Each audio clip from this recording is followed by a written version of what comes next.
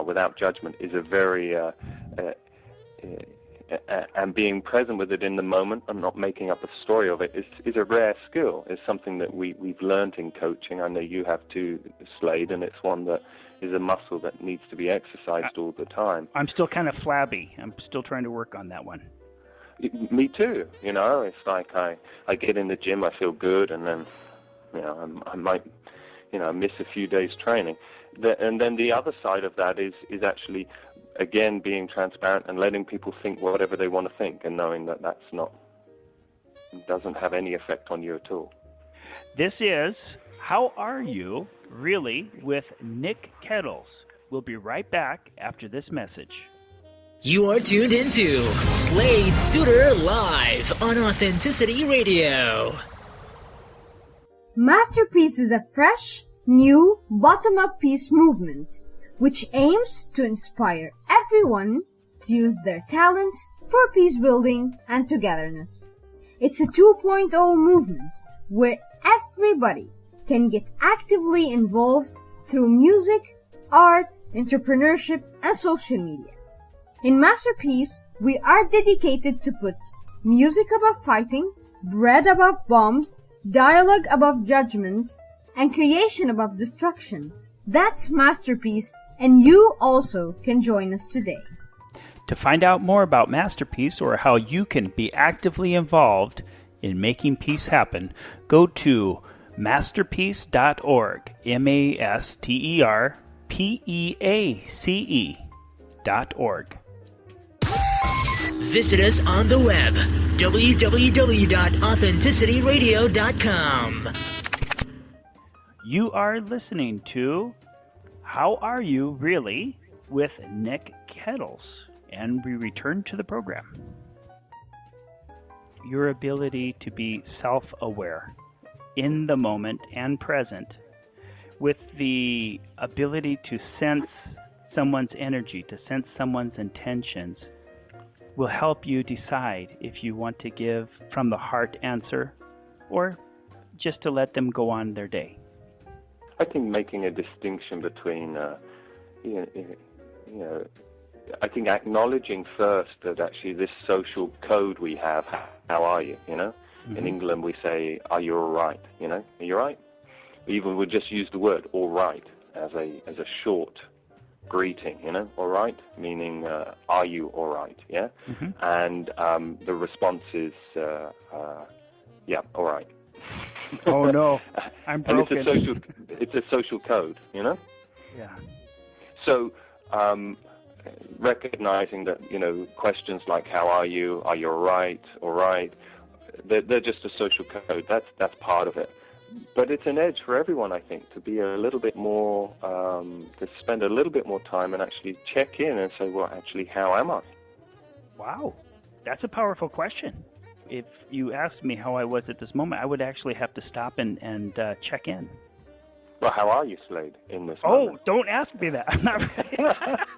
Actually, I feel kind of like a hero. I just saved a cat from a tree from a few dogs.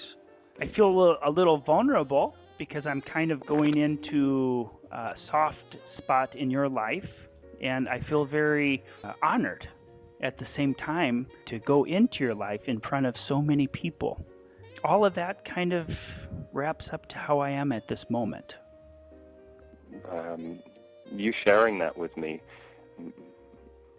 makes me feel a number of things come up. Both the challenge of making a subject like this commercially viable comes up. I'm already imagining the Facebook posting, come and listen to Nick talk about grieving. I mean, no, I've got other things to do.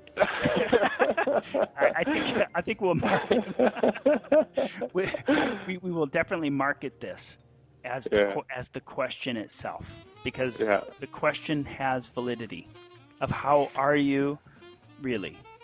Yeah. Because there is a truth to people feeling very uncomfortable with this question itself. And if you are broken, by golly, especially if I'm a man, I will want to fix you. Oh, come on, yeah, let me pull you out of this funk. that you are in at this moment, I don't want you to be uncomfortable, because if you're uncomfortable and in a place of vulnerability, what's that going to call forth in me? Probably the same. Ooh, imagine that. Well, that's kind of scary, Nick. And that is the gift, if you like, of the grieving process, is that unlike a moment ago when I said, "How are you?" and you had to kind of go inside and scan yourself, and I said, "Well, okay," and get in touch with what you're feeling. In those weeks and months after Mum died, I knew how I was every single second of the day. The emotion was so strong, the hormones that the body was releasing were so strong that there was no doubt about how I was feeling, and it was obvious to other people too. So, and building on what you were saying about the desire to fix as well, it's a natural tendency, to offer sage advice, Mm-hmm. At a time when someone's going through a vulnerable process, and yet there's a real gift in actually just being with someone. Mm-hmm. There's nothing better than to be with someone who, so I'm having a bad time, and them not feel like they need to give you an answer. Well, that's reaching deep. In grieving times in my life, as I reflect, I could be feeling one way completely inside myself, and depending on the person who asks, and perhaps this is an energetic type of thing, I could give one answer, and then in the next 5 minutes a completely different answer. And maybe this has to do with a trust issue, as what you mentioned before, the self-preservation. Have you experienced this yourself? Yeah, did it shifting all the time? Yeah, and that the self-preservation kicks in, and that may be because you're tired. I don't want to go through the story again at the moment. Thank you very much. So, thank you for your kind thoughts, and you move on. Or is there a sacred place that someone deserves to go in there or not? For me, there are individuals who have been validated to enter this sacred place for me. Or I sense that they're, quote, authentic in their question, unquote. What I love about what you're saying is the thing about the sacred space. Yeah? And for me, that place is a place of deep authenticity, where you can be present with the pain that you're experiencing without a need to judge it or fix it. And that is a sacred space because it's a space of non-judgment and silence, which I know from your background, Slade, is something that is akin to many spiritual traditions. It's a place of deep silence and belonging as well. There's a sense of peace that can be found there when two minds join together in that place of non-judgment. Yes, and is the answer. And it feels very silent right now. Yeah. Yes. So this is where you say we're still broadcasting. Yeah, and we're still broadcasting. It makes me laugh.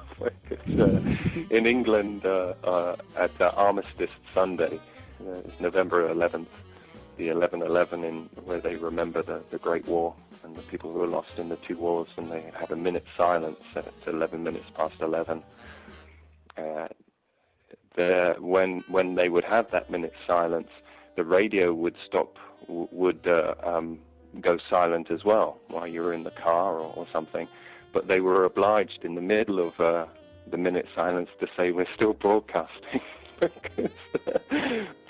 to confirm, yeah, we're still alive. That we're still alive. Yes. And it makes me laugh because that's what we do, don't we? We fill the empty space. Well, I tell you what. With Nick? words to confirm that we're still alive, because words and activity connote that we're alive. And I think silence might be the most difficult thing to learn, because in silence there's a communication that seems to take place on a much deeper level if we allow it to happen. Immensely, yeah. And so huge healing takes place in silence. And I just got an inspiration. I want to, on air right now, I want to honor your mom, and I want to honor your relationship with your mom. Just with a few moments, it doesn't have to be minutes, but just with a few moments of silence. And I invite all of our listeners to join you in celebrating your relationship with your mom and all of our loved relationships, to not take them for granted. Absolutely. Thank you. Okay, so let's begin the moment.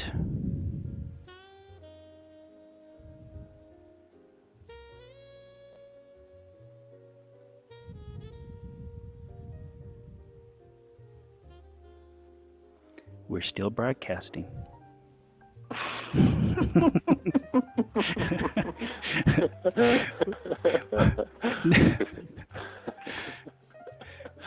Nick, what's your mom's name?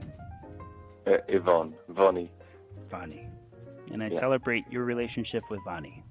Thank you. And how has the passing of Vonnie, your mama, influenced your coaching? In coaching, I just remembered. Actually, one of the most authentic responses that I had to my mum's passing was from one of my coaching clients. I just remembered. Okay. It was the most refreshing thing, and this actually also informs what's happened to my coaching practice.